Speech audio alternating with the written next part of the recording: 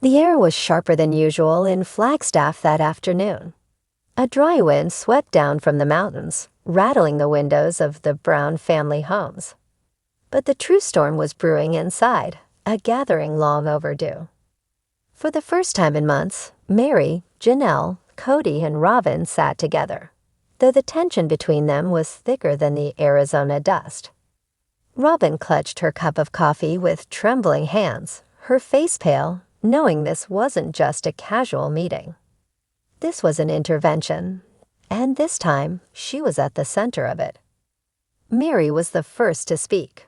Her voice, once soft and hesitant, now carried a clear edge. "We can't keep pretending everything is fine, Robyn," she said, her green eyes locked onto Robyn's. "It's not just about past mistakes. It's about patterns, choices you keep making that hurt people." Robyn opened her mouth to defend herself, but Janelle, surprisingly, cut in.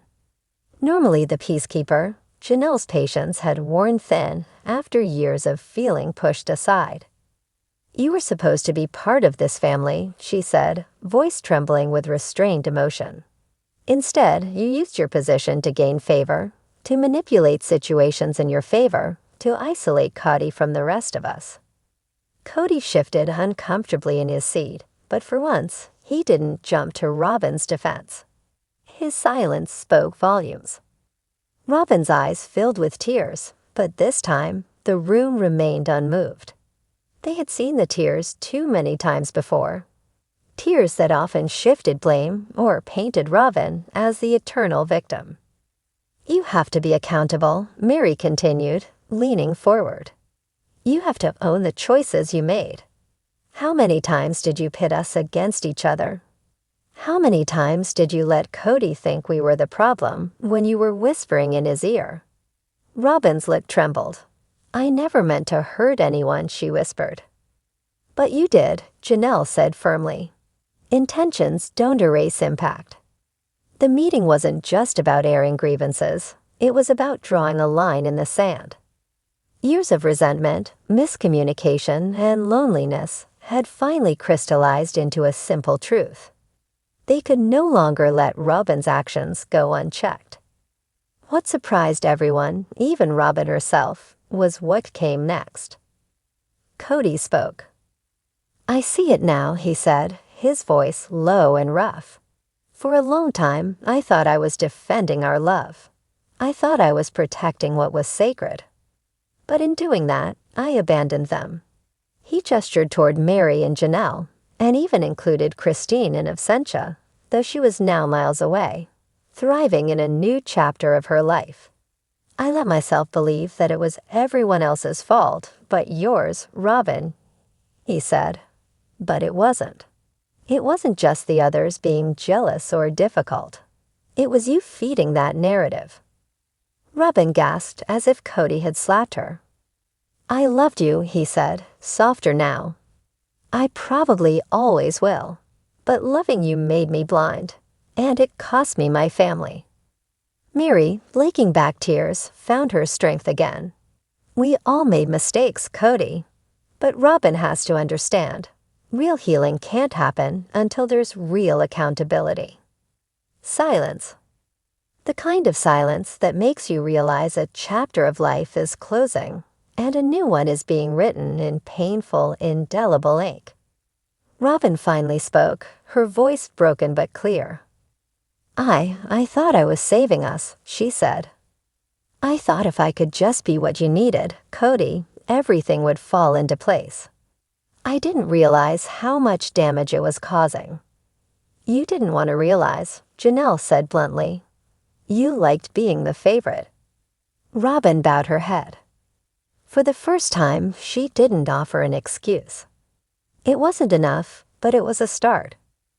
Later that evening, Meri and Janelle sat together on Meri's porch, watching the sun set over the dusty horizon. Kody was nowhere in sight. He had retreated into a separate space, saying he needed time to think. "Do you think she really gets it?" Janelle asked, sipping her tea. Meri shrugged. "I don't know. Maybe. Maybe not. But what matters is we said what needed to be said. We're not pretending anymore.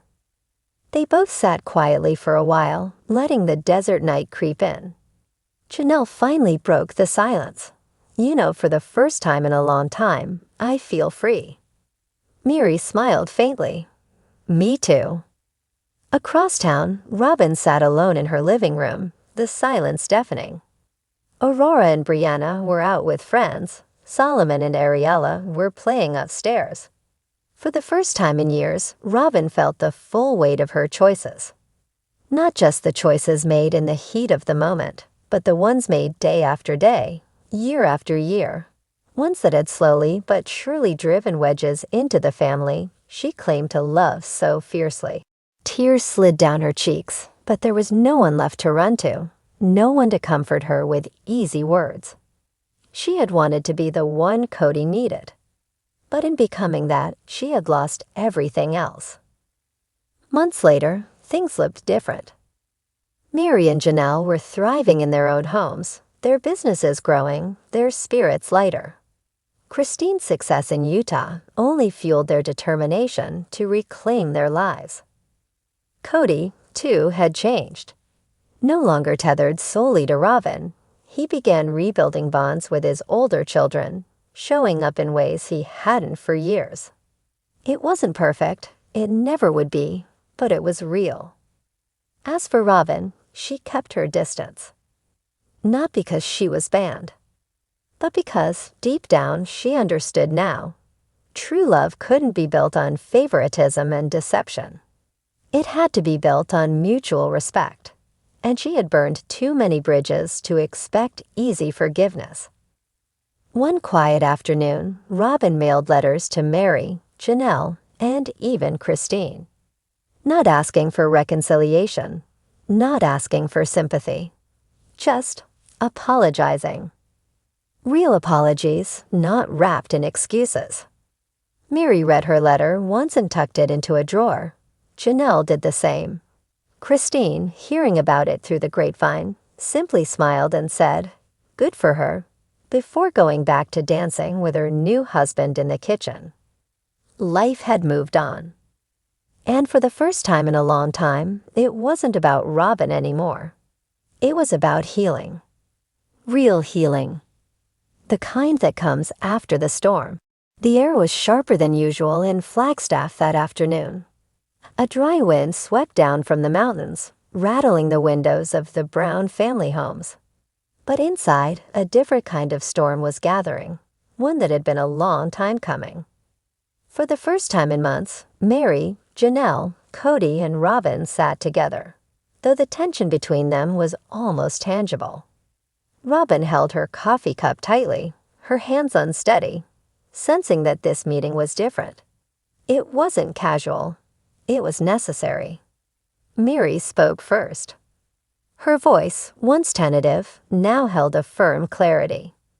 "We can't keep pretending everything is fine, Robyn," she said, her eyes steady.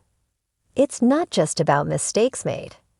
It's about ongoing choices that have impacted all of us." Robyn started to respond, but Janelle, usually the one who mediated, gently interrupted. "You were meant to be part of a team," she said, emotion thick in her voice. But somewhere along the way, it felt like we started drifting apart. Kody shifted uneasily, but for once, he didn't step in. His silence was telling. Robyn's eyes filled with tears, but the others remained composed. They had witnessed many emotional moments before, but today was about honesty, not about smoothing things over. "We all need to be responsible for our actions," Meri continued, leaning forward slightly. "We have to recognize how our choices affect others." Sometimes it felt like we were being divided rather than brought together. Robyn's voice was small. "I never wanted to hurt anyone," she said. "We know that," Janelle replied calmly. "But even unintended consequences can leave a mark." This wasn't a confrontation. It was a boundary being set. A realization that change had to happen if healing was going to be possible. What surprised everyone, even Robyn, was what happened next. Kody spoke. "I see it differently now," he said, his voice low and reflective. "I thought I was protecting something important. I thought I was standing by what mattered. But in doing so, I didn't see how others were being left behind." He motioned toward Meri and Janelle, and even acknowledged Christine's absence, though she had built a joyful life elsewhere. "I believed for a long time that it was just everyone else being difficult," he said. "But the truth is more complicated." Robyn's breath caught at his words. "I will always have love for you," he said, softer now.